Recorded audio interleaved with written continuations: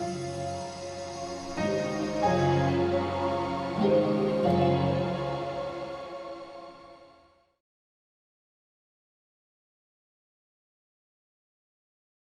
everybody. Welcome back to another of these CineDB Insight discussions. CineDB Insights is an offspring of the CineDB.Africa conversation series, a series of in-depth encounters with professionals from the continent that was developed by a group of African curators as a part of the CineDB.Africa project of the Goethe Institute, and is now accessible through the e-portal of Durban Film Art Institute, the new home of CineDB.Africa. So my name is Brigid O'Shea. Probably by now most of you know me from Documentary Association of Europe and as a freelance consultant, and I'm super happy to have another guest who also perhaps many of you are familiar with, Sarah Dawson from IDFA. Sarah, hello. Hi, Brigid. Nice to see you. Yeah, same. So we are going to have a little discussion today about IDFA. But before we get into like the nuts and bolts of how IDFA supports filmmakers, both from the continent of Africa, but filmmaking more in general, maybe you want to tell us a little bit about your background and how you came to be working for IDFA.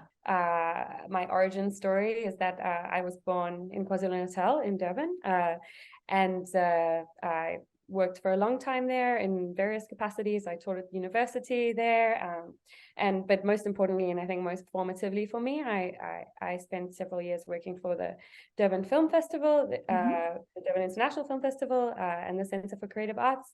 And after which I've had I've had a sojourn in Europe where I've worked for the Africa in Motion Festival in Scotland, as well as the Sheffield International Documentary Film Festival, and then found myself now as a programmer at IDFA. So it's been a bit of a journey for me, but I'm always very happy to be talking again to my compatriots and fellow continental Africans. So yeah, glad to be here. But can you describe like the day in the life of a film programmer? Like, what do you do professionally? Primarily, we watch films, but of course, that's not the only thing that we do. We spend a lot of time researching, a lot of time keeping track of developments within the industry, keeping track of projects that are in development, having conversations with other professionals, meeting with sales agents, meeting with distributors, creating relationships with streaming platforms, and just sort of generally staying on top of what's happening, and especially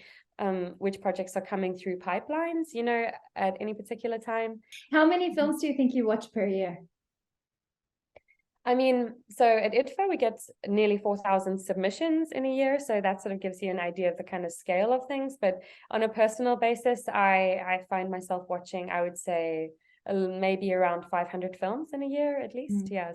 So tell us more about IDFA, if you don't mind. Excuse me. Yes, so IDFA is exclusively a documentary festival, and as far as we are aware, in terms of various measures, it's the biggest documentary festival that does only documentary.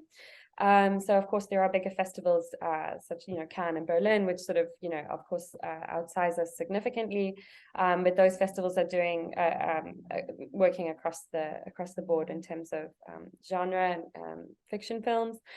But yeah, as far as documentary films go, IDFA is really a very important central hub for the documentary filmmaking community internationally, but I think particularly within Europe. And yeah, we have a lot of things going on, not only the film program, we have a lot of other stuff going on, which I can get into, but just to start off with, we're in our, I think, 36th year, to give a sense of how old IDFA is. And we're attended by public audiences as well as filmmakers, and also a significant number of industry professionals, a few thousand. We take place in Amsterdam in November.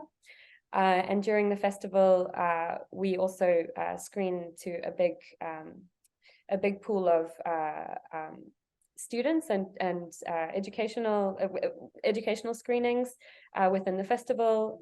We also have a big professional program, and yeah, there's a lot going on, but that sort of gives you a sense of the sort of scale and number of things. Yeah. Could you maybe give us a little overview of like the competitions, the prize money, if that matters, maybe it doesn't matter, and how like filmmakers who have completed films that are looking for like, let's say, distribution possibilities for those films could use the platform of IDFA and what's on offer for them? So we screen films, of course. We screen short films and long films. We also have an interactive new media part of the festival called Doc Lab, which sort of deals with all the other ways in which one might express oneself in a documentary form that doesn't necessarily have to be on a flat 2D screen. And then of course we also have something called IDFA on Stage, where we do live events, you know, where there's a live component integrated with a film, with a documentary component. So that can be anything from a live narrator to a live score to perhaps a sort of projection performance. So, you know, so we do a lot of things, but all of those things together, we have about 300 films and projects in the festival, which is a lot in 12 days. So it's really packed. The way that, you know, it serves a lot of interests and it serves a lot of purposes, the program. So we have, firstly, I'll come to the competitions later, but before speaking about the competitions, we have some non-competitive sections in the program, which tend to be films and projects that we would love audiences to see in Amsterdam, but may or may not sort of fit within the sort of competitive framework for one or another reason. Primarily that can be because the film is a little bit older. It might not be a world premiere, it might not be an international premiere, but it's something that we think is going to be very appreciated by local audiences. Some of the films that we screen are also archive films. So we have focus programs where we program according to particular themes, which are determined differently every year. So last year we focused on films that were theatrically connected, or films that were connected to the theater. So how does theater collide with documentary filmmaking? And that focus program was called Playing Reality. And then we also had a really interesting focus program called About Masculinity, which explored all of the multifaceted complexities of masculinity in our era, which I think is really timeless and really interesting. And so those programs can consist of new films, but also films that we find retrospectively, you know, from you know, as far back as the beginning of cinema. And so, you know, and then we have a Best of Fest section, which plays a lot of the big audience favorites of the year. We have a guest of honor every year, who we screen a retrospective of their work, but we also give them the opportunity to program 10 of the films that sort of deeply influenced or affected them. And those are also films that can be sort of from any time in history. So we have this big part of the film program, which is sort of, films that we want everybody to see, and that sort of, you know, fit within a wider program. But then we also have what we call our premiere sections, where we have 4 of them. So these, this section is divided, this part of the premiere sections are divided into 4, 2 of which are competitive. We have an international competition and Envision. The international competition is for perfectly crafted, beautiful, classically made documentaries. And the Envision competition is for more boundary pushing, experimental, challenging films that are doing something that we haven't really seen before. And we award those films equally. So we equally weight the international competition and the Envision competition. And these are really the films that are that we're presenting to the world. All of them are world or international premieres. And we through, you know, by highlighting them in this way, it creates a lot of publicity for the films. They are reviewed by press. They're connected to members of the industry. Often films will pick up distribution deals following a premiere at IDFA, or find a sales agent. Just sort of generally, it tends to be the launch into the world through our competitions. And then we also have two non-competitive premiere sections called Frontlight and Luminous, which are sometimes a little bit difficult. It's taken us they're both in their third year at IDFA, and they've had three iterations so far, and so the next festival will be the fourth year of their existence. And those are sort of more thematically divided, where we have Frontlight, which focuses on films that have a kind of journalistic orientation or a human rights orientation, essentially films that are searching in some way for an objective truth, for a truth beyond, a truth that lies out there in information, in factuality, which is of course very important in our very post-truth reality, the sort of centrality of objective truth. But then we have another section called Luminous, which focuses a little differently on more subjective truths, on the truth of individuals. A lot of the films that we have in Luminous are human stories, personal stories, character-driven stories, where what's really important is experienced reality rather than external truthful reality. So that's kind of how we divide up the program. There's a lot of aspects to it, but in terms of speaking to filmmakers out on the African continent at the moment, I think it's really important to look at IDFA to see if it's something that you would like to submit your film to. If you see that perhaps you imagine that it would be a good launch pad for your film, then have a look at how the program is divided, see if it's something that you would like to save your premiere for, because I think that's something that sometimes people aren't always factoring in, is these sections are, you qualify for these sections based on, most of the time, based on which premiere your film still has available. This is perfect, because I really wanted to ask you, when we were talking about world premieres and international premieres, what's the difference? So what's a world premiere and what's an international premiere? Yeah, so the world premiere of a film is the first time your film has ever played to anybody. So you're fresh out of the edit suite and you take it to, I mean, the first time it's played publicly in a formal environment. So you come out of the edit suite and then you submit your film to a festival, and then a festival selects your film, and then it plays your film to an audience for the very first time ever in the world. That's the world premiere. Whereas an international premiere is the first time that your film has ever played to an audience outside of your home country for the first time. So if you have come out of the edit suite and then you play your film at, for example, if you're a South African, in Encounters Festival in Cape Town, that would be your national premiere, but also your world premiere. And then the next screening that you have outside of South Africa, for example, would be your international premiere. And certainly for IDFA, we really value and understand the importance of screening your film to a local audience.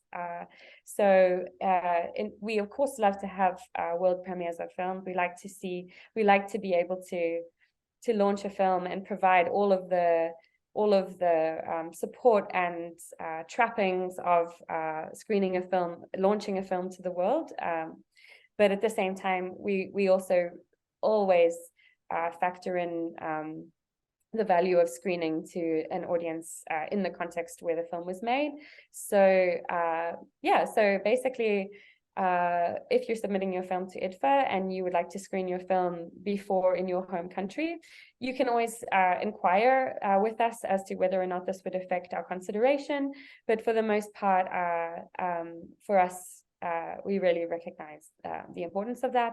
And I think also it's really important to, if you're a filmmaker and you're working on a film, and maybe it's like your first feature film and you've been working on it already for 10 years and it's super personal and involves your family or involves exposing something that's like really difficult, it's really important that you start planning where this film will be seen before you exit the editing suite.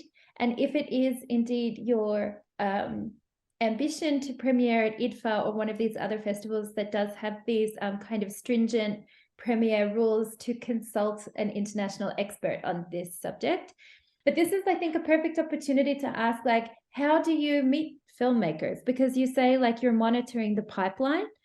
So how does that work happen? We, as an international festival, make quite an effort to make sure that we have networks that are located outside of the center, in terms of where the festival is located. So it's an ongoing process of maintaining networks. Yeah, I mean, we also we have some of our colleagues who make regular research trips, not only from our programming team, but also from our other departments, from the IDFA Fund and from our marketplace. And so that does mean that we're also, for the most part, very open to people introducing themselves to us, which I think is maybe a little bit of I think sometimes it can be intimidating, and sometimes people think that door is more closed than it actually is. The door is so far from being closed. It's really very, very wide open. If I'm sitting at home at my desk in Johannesburg and I want to say, hey, Sarah, I got this new project and I think it's pretty good, what do you like to be in that email? It really just, it's nice to hear from you and to get to know who you are. And to know sort of what you're working on, and perhaps if you're crossing paths at some point, it's just nice to be able to have that kind of connection. Okay, this is like a really tricky question. When are you not so busy in the year? What is the month that's a good month to send you an email? No, I mean, no, okay, now I don't know when you're going to be watching this, but yeah, from, the first half of the year, for IDFA, we're quieter. The first half of the year, we're investing time specifically in forging these kinds of connections. So now is a good time. January, anytime sort of between January and June, you're likely to get hold of us. We can't always, like I was saying, it may or may not be that we can give you an hour of our time, but it's sometimes that might be the case. But essentially, I can never have too many friends. So can you tell us what are the deadlines for sending your films to IDFA each year? This year, as every year, we will open our submissions in March, towards the latter part of March, and then we close those submissions again in the middle of July. And then we sort of go through a crazy submission, a crazy process of working through those submissions, and then we tend to announce the program closer to the festival in around October in various sort of phases. But I think the most important thing to be aware of is us opening in March. But I think it's also important to say that it's not essential that you wait until that point. You can always reach out to us prior to the opening of submissions. Perhaps you have some questions. Perhaps you're not quite sure of the timeline of your post-production. We're also, we're not supposed to say this, but this is secret information, that sometimes we can be a little flexible with the deadlines, but it's very important that you speak to us upfront about that so that we know what to expect. So if you're in the process of your edit and it's April and you're not quite sure that it's going to be done by July, but you're pretty sure that it might be done by middle of August, you can always get in touch with us and we can perhaps arrange to look at an earlier cut, or perhaps, it can be a little bit flexible, but it's very important that you communicate with us if that's the case. But I think it's a generally good rule of thumb to submit this, not to wait till the last minute, because everybody waits until the last minute, and then just by virtue of it being a big bottleneck, we're obviously watching more films. Your attention is of course focused on the films, but it's a much quicker process. It's a much more intensive process.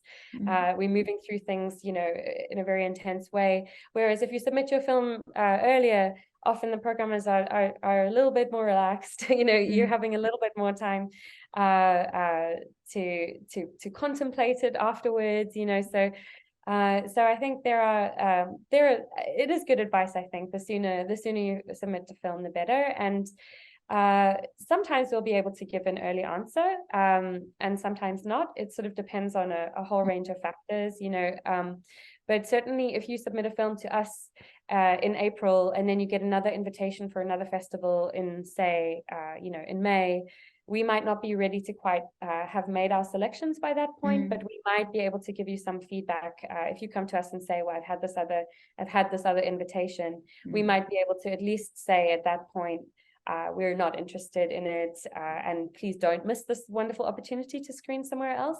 Or we might say, we're really interested in it, but we're not ready to make a decision yet, but, and you might have to make that call yourself.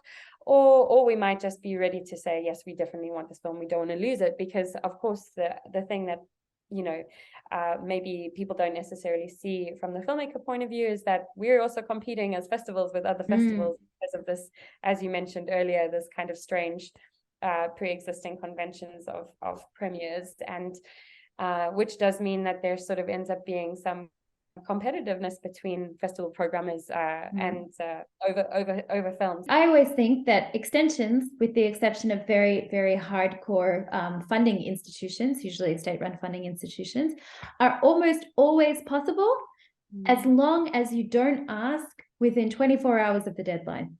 Exactly. Exactly.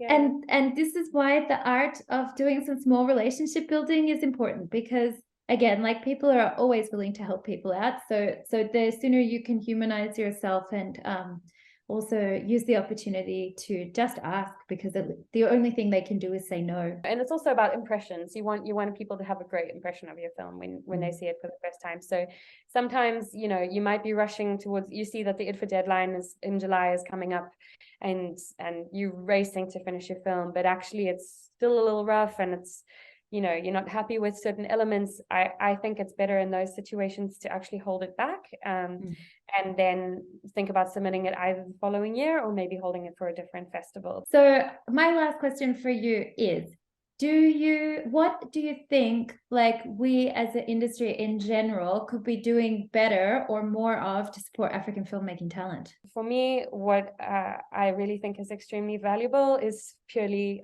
money. I really think that more support in the form of material support is really something that should be directed.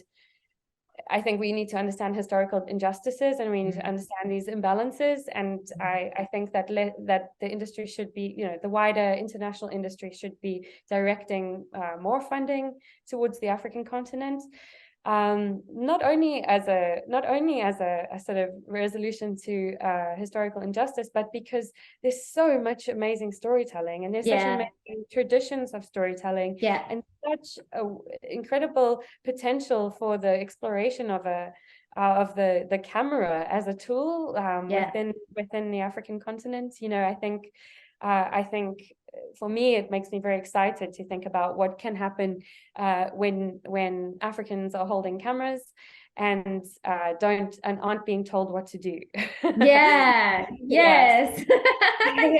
Yes. So for me, I wish that we as an industry would create more space for experimentation, and more room for error, and more room for figuring things out and seeing what works. Thank you so much. Thank you so much for your time today. I wish you a joyful January, as best as it can be in horrible Northern Europe, where the sun does not come out and we sit here under our artificial lights. But thank you so much. And I will see you at the latest in November in IDFA, but I hope at the Durban Film Mart this summer. Yes. Hope to receive lots of new friend requests and emails, and let's make the circle bigger. Perfect. Thank you so much. Thank you.